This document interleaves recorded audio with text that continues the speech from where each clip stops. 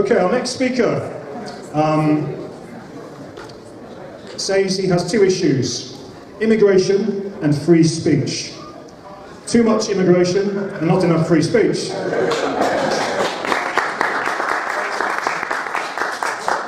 He's an author, an English teacher. He heads the Canada First Immigration Reform Committee and the Canadian Association for Free Expression, which is Canada's leading defender of free speech. He has battled Canada's internet censors and supported political prisoners, Ernst Zundel and David Irving.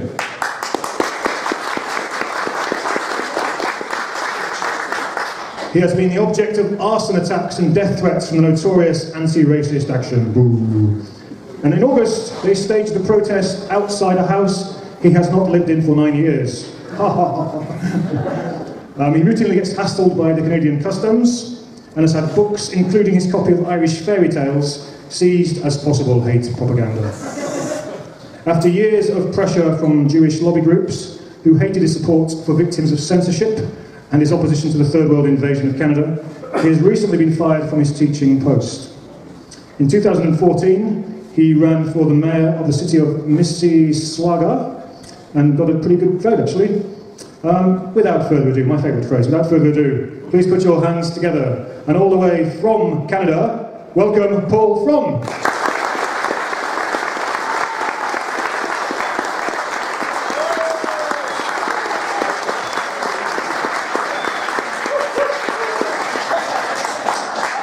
Thank you very much for a really warm London welcome in the best sense. And so with the second of your colonial tag team from Canada, I'm going to be talking about free speech. On the other hand, it seems to me, all the people who've come to my book table back there, and please do, I want to go back later, several of our speakers last night already seem to have the impression that Canada is the most repressive nation in terms of free speech. I don't think in the sordid censorship sweepstakes we really are the worst, but we're not very good. It probably did your hearts good there on the second week, I guess, of January of this year to see the European leaders, why even Mr. Netanyahu and some Negro from Africa, and Angela Merkel and François Hollande and all, and Sarkozy trying to get his log in there too, all linking arms for freedom of speech. I mean, it certainly did my heart good. And, Je suis Charlie. The name Denis Coderre won't mean anything to you, and I don't blame you. He's a nobody even in his own city, but he was the former Minister of Immigration. He's now the Mayor of Montreal. Well, because of the time limit, the time differences, Charlie Hebdo was attacked, I think around 11 o'clock on a Wednesday morning.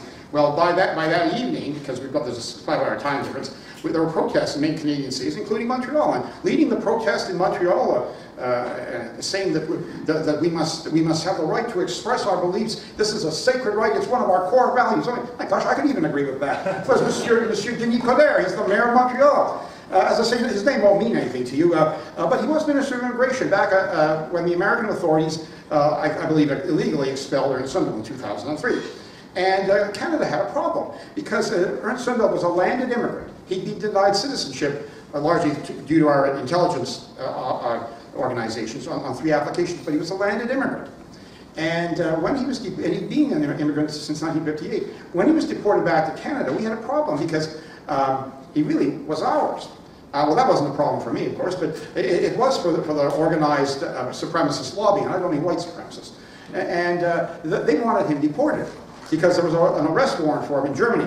So Denis Coderre, who's a little kind of a Wayne Newton lookalike, but very short, stuck his hands in his belt like this when he was asked, well, what are you going to do, Mr. Coderre? He said, watch me. You know, this typical gunslinger attitude. And in the end, after 2 years of solitary confinement and a kangaroo court hearing, Ernst Zundel was booted out of Canada on what was called a National Security Certificate. Now that was brought in under 9/11 to try to get rid of people who were not citizens who were deemed to be terrorists. Now, how you leap from a pacifist publisher to terrorist is a Canadian story.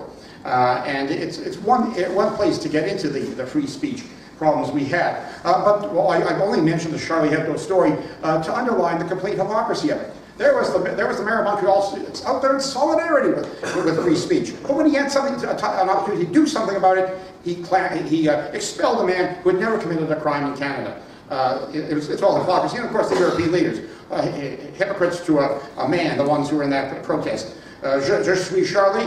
Well, tell that to Dieudonné Mbala or Vincent Reynard. Within 2 months of Hollande's parade through the streets of Paris, these people were persecuted for nothing more than the nonviolent expressions of their political views. Angela Merkel, beyond contempt. Tell that to Sylvia Stolz, tell that to Horst Mahler, tell that to hundreds of people in jail in Germany for nothing more than the nonviolent expression of their political beliefs. The real danger to free speech is not the Islamic whack jobs. They're a police matter. The real dangers to freedom of speech are the laws and institutions of most Western countries. Canada.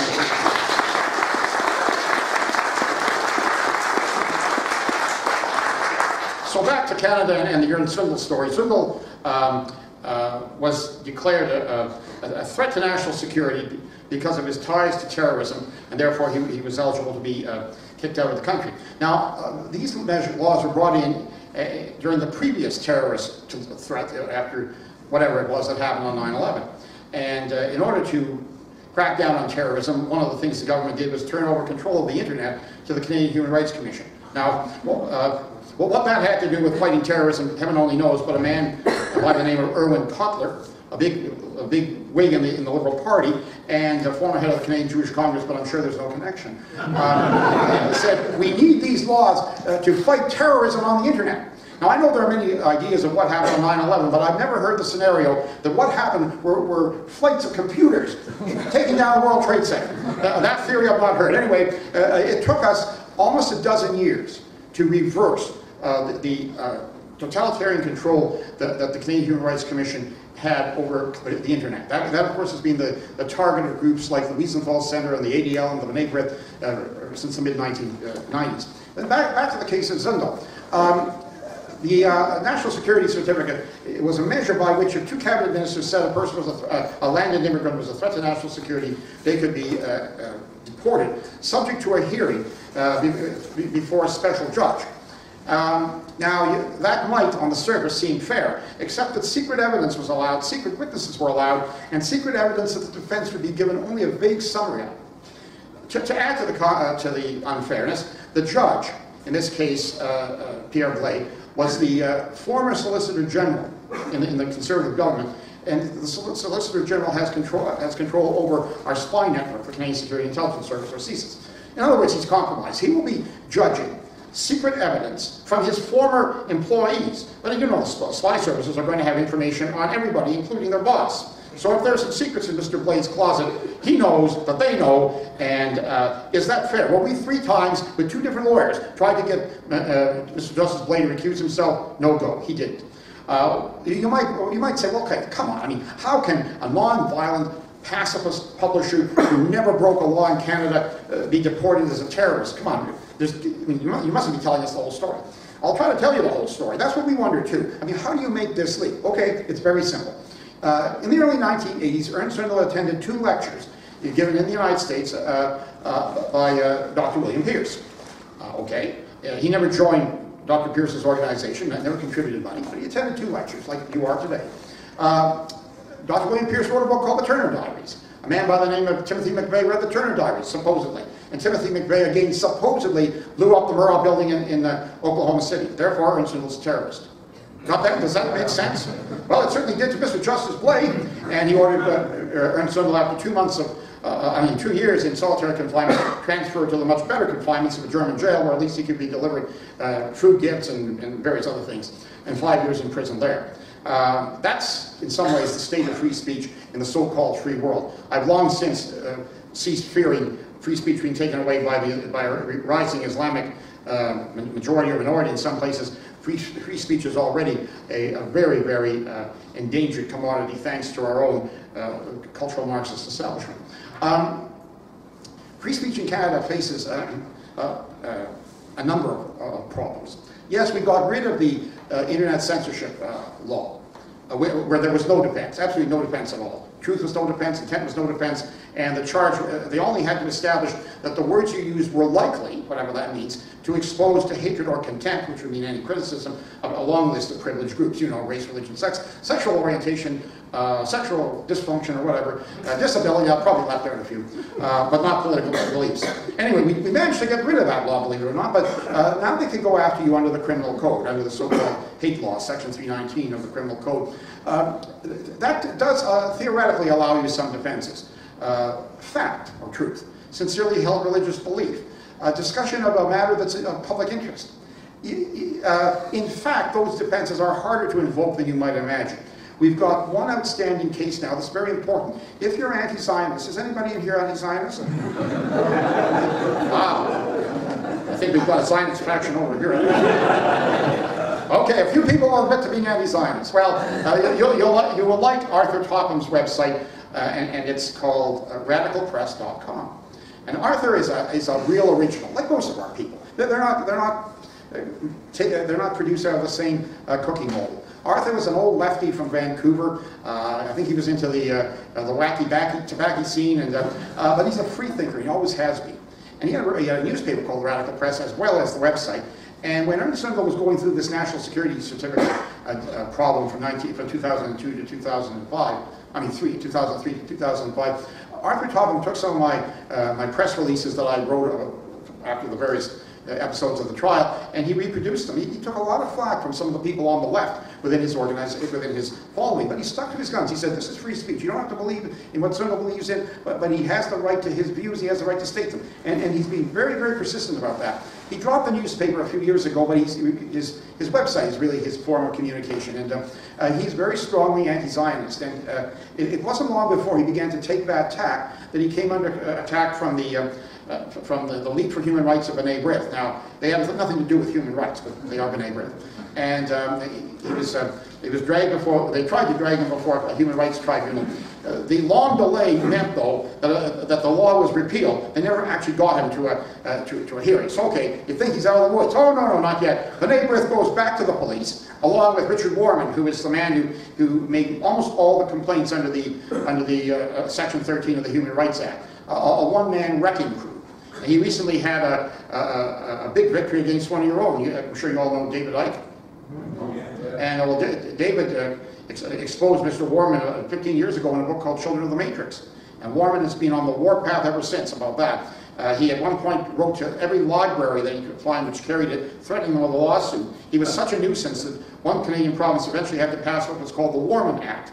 And that preserves libraries. If you've got a problem with a book in a library, you don't sue the library, you sue the publisher or the editor. But he was very persistent. Warman then sued him for libel. And this case went on for almost as long as that case. Was it in Bleak House or David Copperfield? It was not quite generations, but nearly 15 years. I don't understand why, but Mr. Icke parted with $180,000 to make this thing go away, and Mr. Warman cashes in one more time. I don't know. Maybe it's the belief in the reptilians. I must say there are days when I'm almost a convert.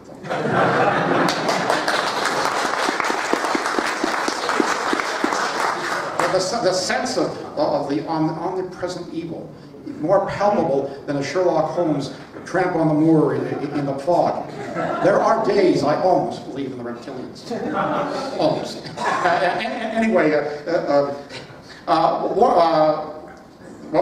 what they did was to charge Radical Press and Arthur Topham under the hate law. That case will probably go to court this October, and it's going to be a very interesting one. Most of what Arthur is accused of is having posted books on his website. One of the books they want to fight about is the Protocols of the Learned Elders of Zion. I keep asking, you really want to fight about this one? We're going to have, I suspect it's not a secret, so I'll tell you the secret. One of our witnesses is going to be Representative Dr. David Duke, who is bringing out a book on the illustrated, annotated Protocols of the Learned Elders of Zion. That we may have another American witness on that. Something might be in this room this afternoon. If they really want to fight about that. Then, because the politically correct are such joyless and stupid people. What Arthur did was he posted this hideous book called Charity Must Perish. It was, in a sense, a blueprint for some of what was implemented after the Second World War. Now, that really is a blueprint for genocide. And then he rewrote it, same cover, same typeface. He rewrote the first couple of chapters, and this time it said, Israel must perish. It was a satire. Do you get satire? We had one of the cops on the witness stand in the preliminary hearing. She was a little hazy what satire was. Well, I understand why. Her credentials for being on the hate squad before she joined the RCMP was she'd been to beauty school. I must say, no evidence of that. Maybe she's a great beautician, I don't know. I've never had my nails done by her. Anyway, yes, it's going to be an interesting brawl. And we have some unusual allies. The Ontario Civil Liberties Association is joining the fray, and they came up with a very good idea. They're pressuring the Attorney General of British Columbia to withdraw her consent, because under Canadian law, the hate law is one of the very few laws which cannot go directly from a police charge to court. The Attorney General has to give his or her consent, presumably to keep out frivolous charges. It probably is a good measure. So to cut the fight off early, the Civil Liberties Association has got a campaign going to pressure the British Columbia Attorney General to withdraw her consent, and that'll be the end of the story. We're involved with that too, and hopefully for Arthur's sake, that's just what will happen. But if it doesn't, look for another really big trial, and there's going to be some important issues at stake. You know, the conventional line about the protocols is that it's a forgery. I always find that as an interesting accusation, because if it's a forgery, that means it was an original. You know, if we have a print here of the Mona Lisa, that isn't the real Mona Lisa. We say it's a forgery. Well, it's a print or a copy, but there is a real Mona Lisa somewhere. Well, you can see how this is going to get interesting. I'm surprised they want to open this up, because Arthur is a pit bull. He isn't going to let this go, and it's going to be a real brawl in an area that we think may be favorable to us. It's a backwoods town. I don't mean that pejoratively, but that means the jury knows him. The jury knows he's a hometown boy. He's done a lot of good in that community. It may be an interesting trial. That lies ahead. We are unfortunately in a country where our leadership and our court, our Supreme Court, are cultural communists. I'm not tossing around abusive terms. I mean that quite deliberately and literally. We suffered a tremendous hit 2.5 years ago. The Supreme Court judge in a case of a man named Watcott. Now, Bill Watcott is a former homosexual. He is a man who is he's very, very religious. He found religion, and he's written his own autobiography, Reborn in a Graveyard. He literally decided he had to get off his life of drugs and alcohol abuse and male prostitution, or he was going to die. And he came to that realization in a graveyard when he was still trying to get high. He was quite open and honest about what his life had been. And ever since, in the intervening 25 years or so, he's been a militant, outspoken opponent of abortion. He's gone to jail many times for violating the bubble zone. The politically correct put a 100 or 200 yard bubble zone around any abortuary, and you cannot protest inside it. You can't hand out leaflets. You can't do anything. Regardless of their views of abortion, this is a complete violation of freedom of speech.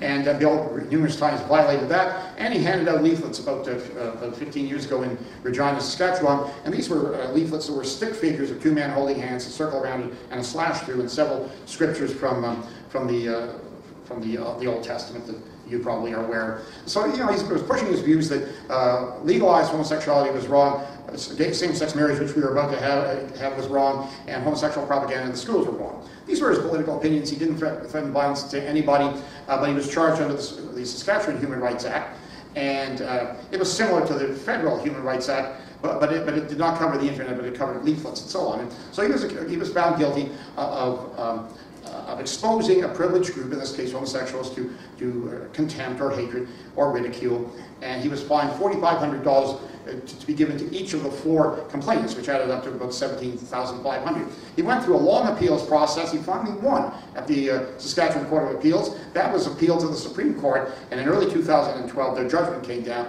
and it was a complete nuking of freedom of speech. In fact, Doug Christie, our premier free speech lawyer, was on his deathbed, and he read it, and he said, this is the end of free speech in Canada.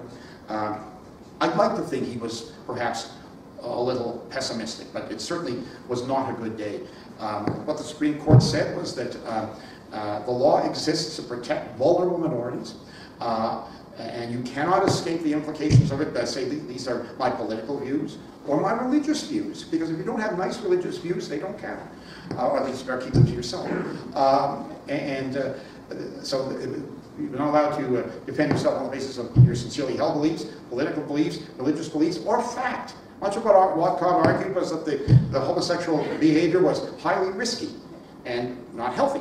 And so he had scientific backing for that position. None of that mattered if it exposed, or sorry, was likely to expose, whatever that means. You know, it's likely to be a rainy afternoon, or if you're a pessimist, it's likely to be sunny if you're an optimist. The law is very, very vague, but it's deliberately done that way. Anyway, the court decided that this was an acceptable exception to our charter guarantee of free speech, freedom of expression, freedom of assembly, and all those good things. And therefore, it was legitimate law.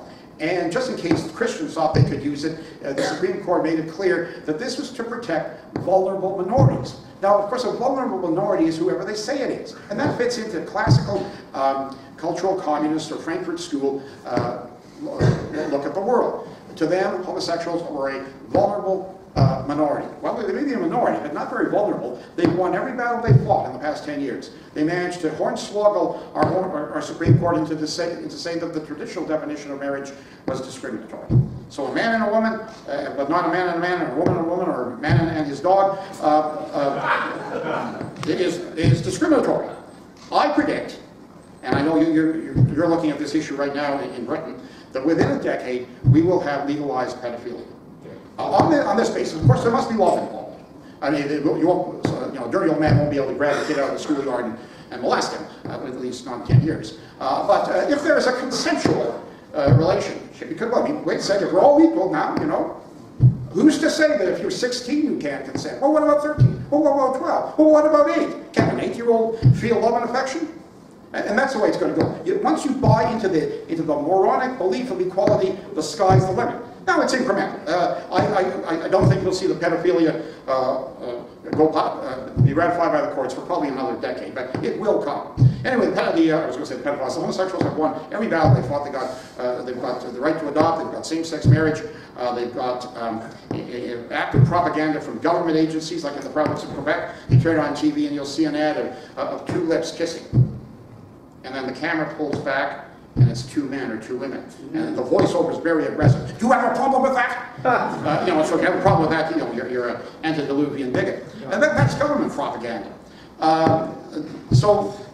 To call them a vulnerable minority is to make a mockery of the words. The vulnerable minority is somebody like Bill Watcott. He doesn't get Canada's premier newspaper, Canada's Times of London, our Grown and Whale, Globe and Mail, editorializing his point of view. He doesn't get a guest column. He's not a guest speaker on the CBC, whereas the homosexual lobby is extremely well represented. The vulnerable minority, basically, are Christians. Much of our business establishment has entirely bought into the intercultural Marxism, and I think it's very, very interesting. The deal with the devil. Most of our major corporations have diversity departments. Most of our major corporations actively promote diversity, enforce it.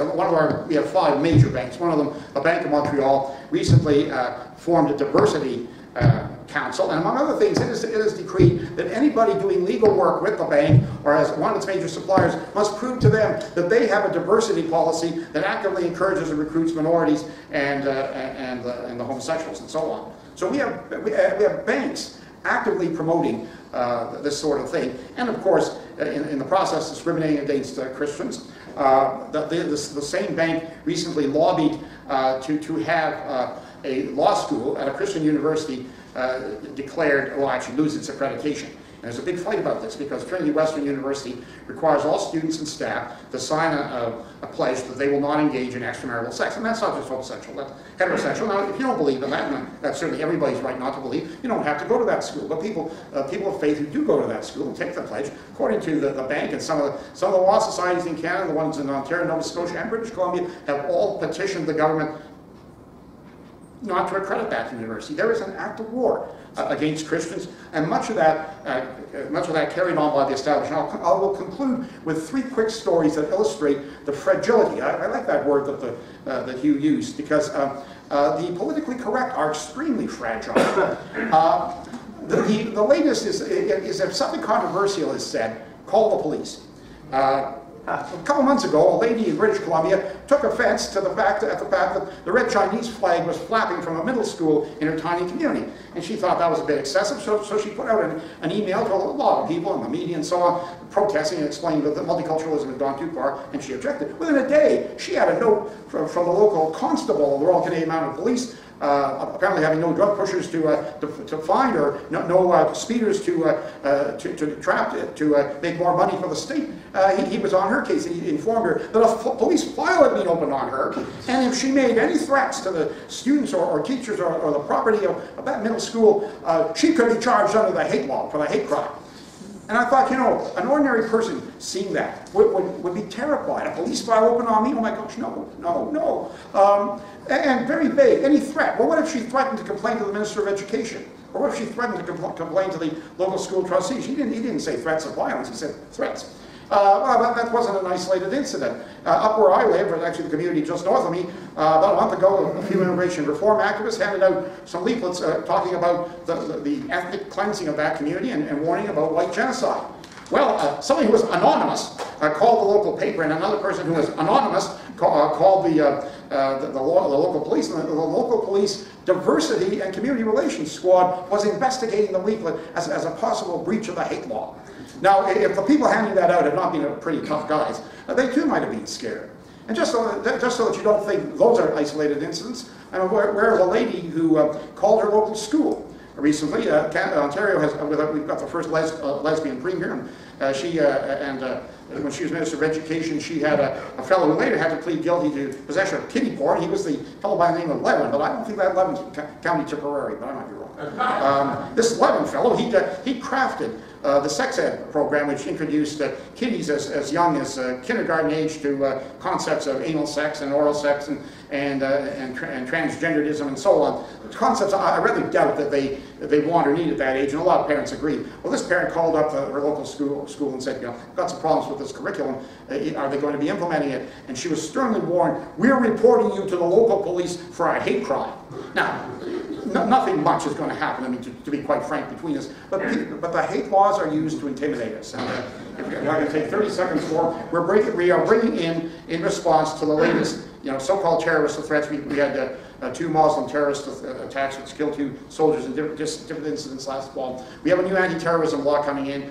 Yes, I'm all in favor of fighting terrorism. We start with immigration control, though. But the new anti-terrorism law, just like the one that came in after 9/11, is a power grab. We have a new offense, which makes it a criminal offense to promote or support terrorism in general. What does that mean? Well, nobody can tell us what it means. For instance, if one were to say, I was inspired by the career of Nelson Mandela, and yes, he began with what some people might call terrorism, but look at the great country he made. I don't believe that, but one could say that, couldn't one? Would that be supporting terrorism in general? Or what about those who praise those colonial rebels, George Washington and company, rebelling against by force of arms? Would that be terrorism? Would that be support of terrorism in general? I don't know. But laws that are that vague, can be used selectively. And another aspect of the law is that it tells us that threats to national security are now expanded to mean any activity that would imperil the government's ability to promote the economy, to carry on diplomatic relations, and so on. Imperil the economy, that is so vague. Now they say that this is not meant for legitimate nonviolent dissent, but we know that they've been spying on nonviolent legitimate dissenting groups for 20 years. Another thing that this law will allow is it will allow the state, the government agents with a court order to disrupt, and that means anything short of murder, physical assault, or rape. They could plant nonsense on your computer, they could disrupt your computer, they could burn down your your shed. They could do anything short of those three things.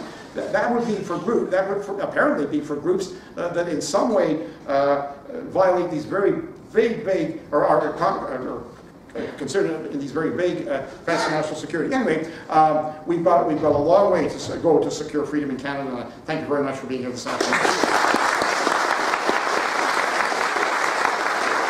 The enemy isn't afraid of violence. They're not afraid of terrorism. What they're afraid of is the truth. And the best way we can fight the enemy is to spread the truth, is to fight for the freedom of speech. Because without freedom of speech, no one will be able to find what the truth is.